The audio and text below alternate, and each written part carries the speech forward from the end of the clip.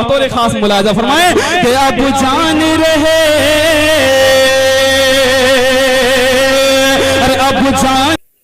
ابھی آپ کی مرضی کہ آپ کن نگاہوں سے ہمیں دیکھتے ہیں، گھور کر دیکھتے ہیں یا چھوٹ دے کر دیکھتے ہیں، یا آپ کی مرضی. خرمے اتنی مقدار میں ہے کہ کوئی رہے گا نہیں ہے. بہت یہ نیچے رکھے جا رہے تھے، میں نے کہا اوپر رکھو تاکہ لوگوں کی نگاہ تو جمی رہے، ایسا نہ ہو کوئی نیچے سے غائب کر دے اور بعد میں معلوم ہو کہ پھر دھوکہ دیا گیا. صبح گاؤں میں چرچا ہو خرمے آئے تو تھے، ہوئے کیا. ہم بہرحال حاضر ہوئے ہیں تو ہم آپ سے 20 سے 25 منٹ تو کچھ بولیں گے. اگر آپ سنیں گے اور نہیں سنیں گے تو سب سے آسان سبحان اللہ و بحمدہ سبحانک اللہم و بحمدک، یا آپ کی مرضی. ارے حضرت آپ کی تو چھڑی سے ہم کو بھی ڈر لگتا ہے. تو یہ طلبہ اور پورے گاؤں، پورے حاجی پور کے کسی بھی دبنگ آدمی سے یہ بچے اتنا نہیں ڈرتے جتنا صرف ہمارے مولانا کی اس چھڑی سے ڈرتے. ہمت ہو تو اس کو چیک کر کے دیکھ لینا. اپنے ابا سے نہیں ڈرتے جتنا وہ ان کی چھڑی سے ڈرتے ہیں. آپ ہوئے، حضرت مولانا عبدالعلیم صاحب ہوئے جو اسی مسجد کے امام ہے نا، آپ بھی تشریف فرما ہے. نیچے ہے نا، کوئی رش تو نہیں، آپ کو تو نہیں لگ رہا. مولانا حافظ محمد توقیر صاحب کی نظامت آپ نے سنی، بڑی جامع زبردست نظامت. السلام علیکم ورحمۃ اللہ وبرکاتہ. اعوذ باللہ من الشیطان الرجیم، بسم اللہ الرحمن الرحیم. یرید اللہ بکم اليسر ولا یرید بکم العسر، صدق اللہ العظیم. وقال النبی صلی اللہ علیہ وسلم ان خیر الامور عوازمها، او کما قال علیہ الصلاۃ والسلام. انتہائی قابل صد احترام علماء کرام اور قراء کرام، حفاظ کرام، شعراء کرام اور حاضرین اور خواتین، یہ بڑا مبارک مہینہ ہے جس کا آخری وقت چل رہا ہے. شعبان المعظم اس کا پورا نام ہے. انتہائی قیمتی مہینہ ہے. یوں سمجھ لیجئے کہ ایک آدمی کو اپنی کسی بہت قیمتی چیز کا انتظار ہوتا ہے تو وہ انتظار انسان کے لیے بڑا مشکل مرحلہ ہوتا ہے. کسی کی شادی لگ جائے اور 3-4 دن شادی میں رہ جائیں تو آدمی کو لگتا ہے کہ نہیں یہ 3-4 دن بڑے مشکل ہیں. یا آپ کا کوئی مہمان آنے والا ہو، یا آپ کے بھائی یا رشتہ دار سعودیہ سے آنے والے ہوں، یا آپ کے گھر میں کوئی حج اور عمرے پہ گیا ہو وہ واپس آنے والا ہو، یا آپ خود کہیں گئے ہوئے ہوں سفر پر اور آپ اپنے گھر پہنچنے کے قریب ہوں، تو آپ اپنے والدین اور بیوی بچوں کو دیکھنے کے لیے جس طرح بیتاب ہوتے ہیں تو دل میں ایک تڑپ ہوتی، لگن ہوتی، جستجو اور شوق ہوتا.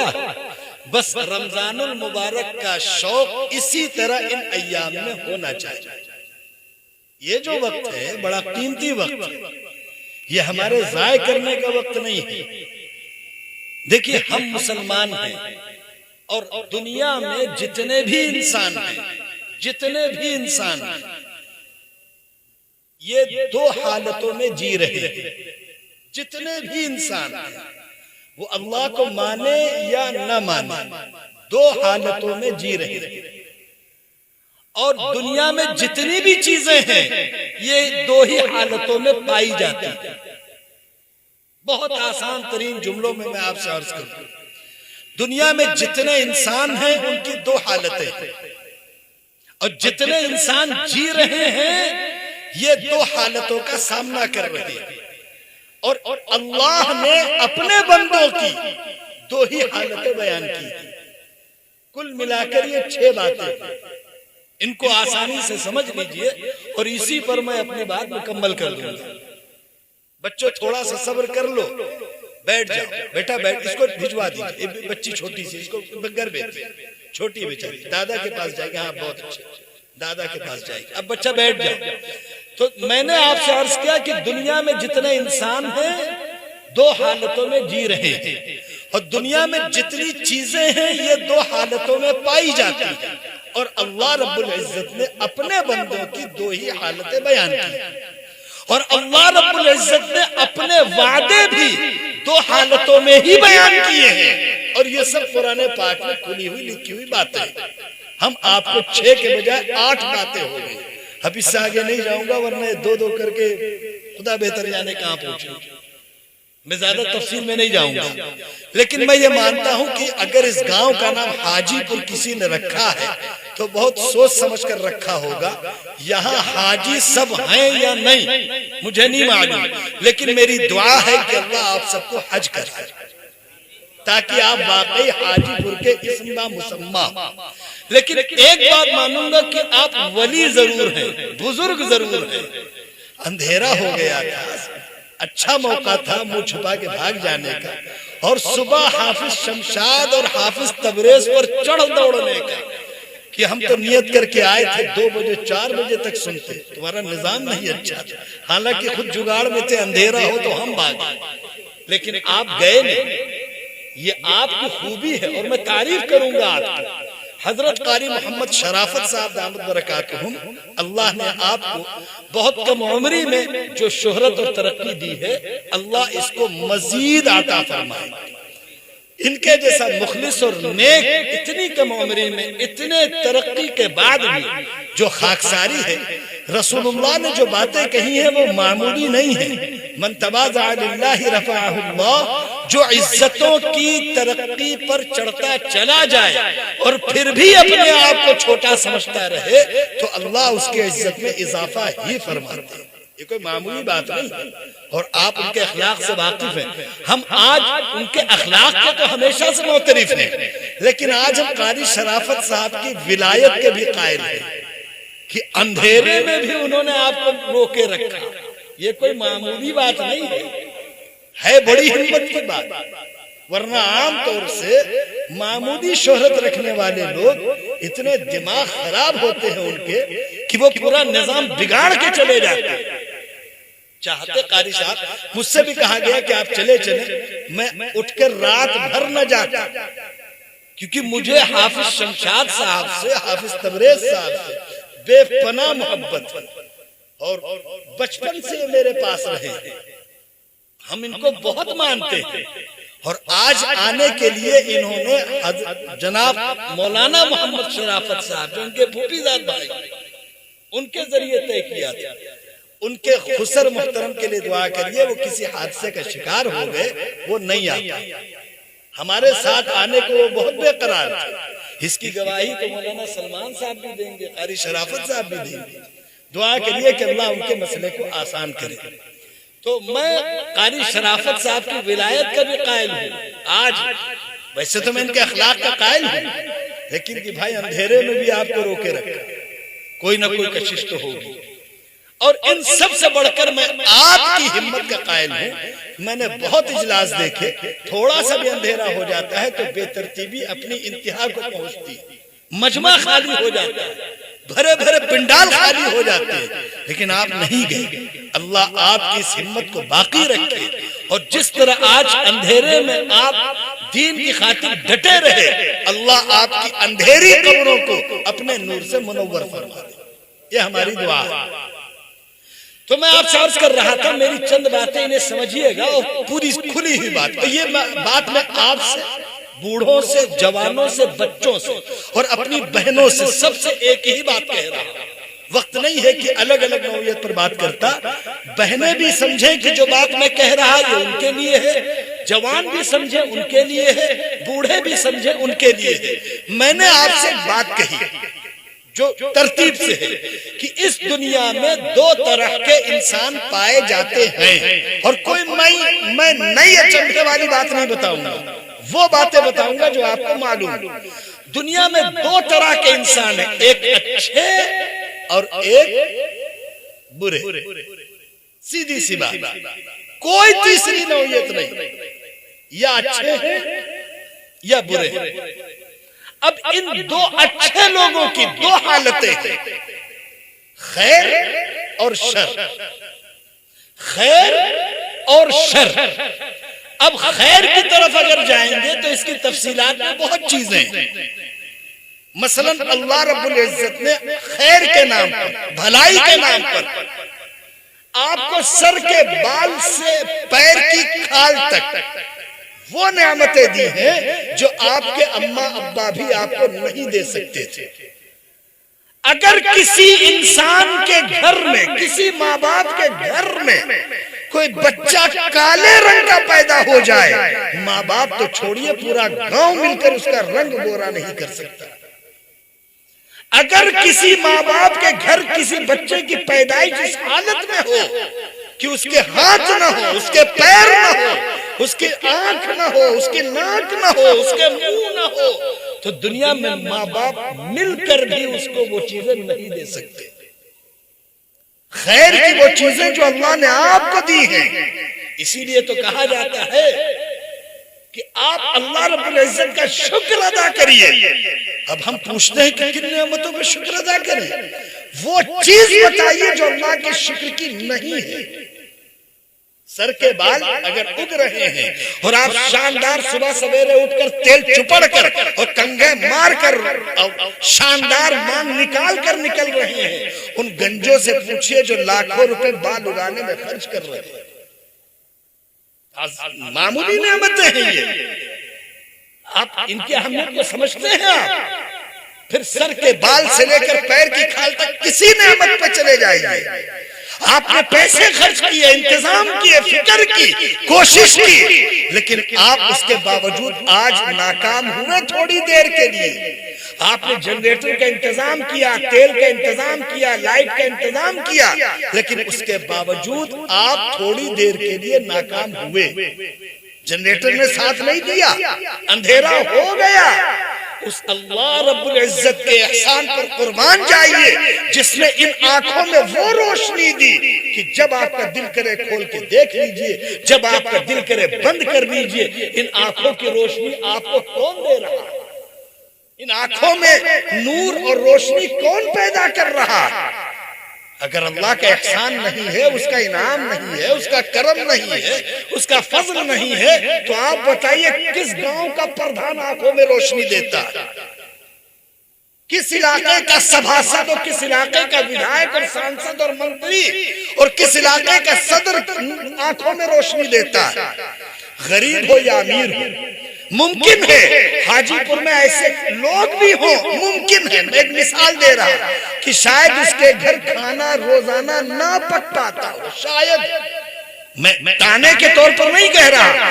غریب ہو، ایک ایسا امیر ہو جس کے گھر روزانہ بکرے کا گوشت پکتا ہو، اور ایک ایسا غریب جس کے گھر میں ماہانہ کہیں بکرے کا گوشت پکتا ہو. لیکن اللہ رب العزت نے دونوں کو جو نعمتیں دی ہیں اس میں کوئی فرق نہیں کیا. آنکھیں ہیں تو دونوں کی برابر ہیں، بلکہ ممکن ہے مالدار کو چشمے کے سہارے دیکھنا پڑتا ہو اور غریب بغیر چشمے کے دکھ رہا. یہ تو اللہ کی قدرت ہے، اللہ کی نعمت ہے. ہم یہ جو چیزیں سوچ رہے ہیں، دراصل ہم مسلمان ہونے کے ناطے سب سے بڑی ذمہ داری ہماری یہ ہے کہ ہم اپنے اللہ کی دی ہوئی نعمتوں کا شکر ادا کریں. اور یہ چیز بہت کم پائی جاتی ہے. ہم ان نعمتوں کی طرف دیکھتے ہیں جو دوسروں کو ملی ہیں. مثلا میرے پاس موٹر سائیکل ہے، دوسرے کے پاس کار ہے. تو جس اللہ نے ہمیں موٹر سائیکل جیسی نعمت دی اس کی طرف توجہ نہیں ہے. کار جس کو ملی ہے اس کی طرف توجہ. تو ناشکری پیدا ہوگی. تو اللہ رب العزت کے بارے میں غلط باتیں خیال میں آئیں گی. رسول اللہ صلی اللہ علیہ وسلم نے فرمایا دنیا کے اعتبار سے جو تم سے اوپر ہیں ان کو نہ دیکھو، دین کے اعتبار سے جو تم سے اوپر ہیں ان کو دیکھو. تم روزانہ تم 5 وقت نماز پابندی سے پڑھتے ہو، تم اس کو دیکھو جو ان نمازوں کے بعد اوابین کا بھی اہتمام کرتا ہے، چاشت کا بھی اہتمام کرتا ہے، اشراق کا بھی اہتمام کرتا ہے. اگر تم اوابین بھی پڑھتے ہو تو اس کو دیکھو جو رات کو اٹھ کر تہجد بھی پڑھتا ہے. اور اگر تم تہجد بھی پڑھتے ہو تو تم اس کو دیکھو جو روزانہ ان ساری عبادتوں کے بعد قرآن کی تلاوت بھی کرتا ہے. اگر تم تلاوت بھی کرتے ہو تو تم اس کو دیکھو جس کی زندگی میں ہر عمل دعا کے ساتھ شروع ہوتا ہے اور دعا کے ساتھ ختم ہوتا ہے. لیکن افسوس یہ ہے کہ ہم معاملات میں دین سے دوری کی بنیاد پر، اور یہ جو اجلاس ہوتے ہیں گاؤں گاؤں میں، اب جلسوں کا دور چل گیا. اللہ کرے کہ یہ دور باقی رہے اور جلسے ہوتے رہے، علماء حفاظ شعراء آپ کو دین کی باتیں سناتے رہے. ورنہ اگر آپ ان باتوں سے دور ہو گئے تو پھر حالات ایسے خراب ہوں گے کہ نہ کوئی دین سننے والا ہوگا، نہ کوئی دین سنانے والا ہوگا، نہ کوئی دین سمجھنے والا ہوگا، نہ کوئی دین سمجھانے والا ہوگا. پھر جو ہماری زندگی گزرے گی وہ بہت بری ہوگی. آپ سے ایک سوال کروں میں کہ مسلمان ہونے کے ناطے ہمارا اللہ سے ایک رشتہ ہے. اچھا، جس کے بھی رشتے ہوتے ہیں اس میں ایک وجہ ہوتی ہے. جیسے ایک لڑکا لڑکی کا رشتہ ہے تو اس کی وجہ یہ ہے کہ ان کا نکاح ہوا ہے، یہ میاں بیوی ہے، یا یہ ایک ماں باپ سے پیدا ہوئے ہیں تو یہ بھائی بہن ہے. رشتہ ہوتا نہیں ہوتا. بھائی حاجی پور میں آپ رہتے ہیں، آپ پوری دنیا میں کہیں چلے جائیں، آپ کا رشتہ حاجی پور میں ہے. کیوں؟ کیونکہ آپ کا مکان، آپ کی دکان، آپ کا کھیت، آپ کا کھلیان حاجی پور میں. پہچان ہوتی نہیں ہوتی؟ ارے نسب ہوتا ہے، نسبت ہوتی ہے، رشتہ ہوتا نہیں ہوتا. اب ہم آپ سے ایک بات کہیں کہ ہمارے اور اللہ کے درمیان کون سا رشتہ، کون سا رشتہ؟ اور یہ بات میں نہیں کہتا، رسول اللہ صلی اللہ علیہ وسلم نے طرح طرح سے امت کو سمجھایا. ہمارا اور اللہ کے درمیان ایک رشتہ ہے. اللہ ہمارے خالق اور مالک ہیں اور ہم اللہ کے بندے اور غلام ہیں. ایک رشتہ جس کو قرآن نے بیان کیا، وَاعْبُدْ رَبَّكَ حَتَّى يَأْتِيَكَ الْيَقِينُ. اے اللہ کے رسول صلی اللہ علیہ وسلم، زندگی ایسے جیئے گا، زندگی ایسے گزاریے گا کہ آپ اپنے رب کی ہی بات مان کر رہیے گا، اللہ کی بات مان کر رہیے گا. اور ایک بات آپ کو بتا دوں، جب انسان خدا بننے لگتا ہے یہی سے اس کی بربادی کا دور شروع ہوتا ہے. اب آپ کہو گے خدا کون بنتا ہے؟ تو میں معذرت کے ساتھ بتاؤں، خدا تو تقریباً مسلمانوں کی ایک بڑی جماعت بننے کو تیار بیٹھی. بھائی نماز کیوں نہیں پڑھتے؟ کیونکہ دکان میں بیٹھتے ہیں. دکان میں کیوں بیٹھتے ہیں؟ یار بچے پالنے ہیں. تو بچے آپ کی دکان سے پل رہے ہیں، بچے آپ کے کھیت سے پل رہے ہیں، بچے آپ کے پیسوں سے پل رہے ہیں. تو جب آپ دنیا میں نہیں رہیں گے تو بچے کیسے پلیں گے؟ یاد رکھیے، ہم سب کا رازق اکیلا اللہ ہے. مجھے ایک بات بتائیے، جن کے ماں باپ دنیا میں نہیں ہیں وہ بھوکے مر گئے؟ مر گئے بھوکے؟ ہاں، جن کے ماں باپ نہیں ہیں ان کو تو کھانا ملتا رہا. جن کے ماں باپ زندہ ہیں ان کے بچوں کو کہیں شوگر ہے، کہیں ٹی بی ہے، کہیں دمہ ہے. اب پتا چلا ان کی زندگی بجائے غذا کے، باپ کما کما کے سارا پیسہ بجائے ان کو کھلانے پلانے کے ان کے علاج میں خرچ کر رہا. اس لیے میں نے آپ سے کہا کہ ہمارا اللہ سے ایک رشتہ ہے، اور وہ کیا ہے؟ اللہ ہمارے مالک ہیں، اللہ ہمارے خالق ہیں، اللہ ہمارے رازق ہیں، اور ہم اللہ کے کیا ہیں؟ بندے ہیں. ہم اللہ کے غلام ہیں. اشہد ان لا الہ الا اللہ، گواہی دیتے اس بات کی. اپنے بارے میں کہتے نہیں کہتے، اور اللہ کے رسول صلی اللہ علیہ وسلم کے بارے میں بھی کہتے. تو ہمارا اللہ سے رشتہ ہے کہ اللہ ہمارے مالک ہیں اور ہم اللہ کے بندے ہیں. اب ایک بات اور آپ سے عرض کروں، ہم کو یہ بات کیسے معلوم ہوئی کہ ہم اللہ کے بندے ہیں اور اللہ ہمارے مالک ہیں؟ کیسے معلوم ہوئی؟ کس نے بتائی؟ کس نے بتائی؟ یہ بات اللہ نے اپنے فضل سے اپنے محبوب بندوں نبیوں کے ذریعے انسان کو بتائی. انسان کو کس نے بتائی کہ اللہ تمہارے رب ہیں، تم اللہ کے بندے ہو؟ کس نے بتائی؟ نبیوں نے بتائی. نبی ہی تو خبر لے کے آتا تھا. نبی ہی تو قوم کو بتاتا تھا، رسول ہی تو قوم کو بتاتا تھا، تو نبیوں کے ذریعے ہمیں معلوم ہوا۔ لیکن ایک مسئلہ اور بھی ہے، نبی بطور انسان آتے رہے اور جاتے رہے، لیکن اللہ کا نظام تو نہیں بدلا نا، بدل گیا۔ 1400 سال پہلے رسول اللہ صلی اللہ علیہ وسلم دنیا میں تھے ظاہری طور پر، پھر آپ دنیا سے پردہ فرما گئے۔ اب اللہ کے اور بندوں کے درمیان رشتہ کیا ہے؟ دو رشتے جن دو ذریعے سے اللہ کا بندہ اللہ سے رشتہ قائم کر سکتا ہے۔ پہلا رشتہ ہے اللہ کی توحید کا، اللہ کا یعنی قرآن کا۔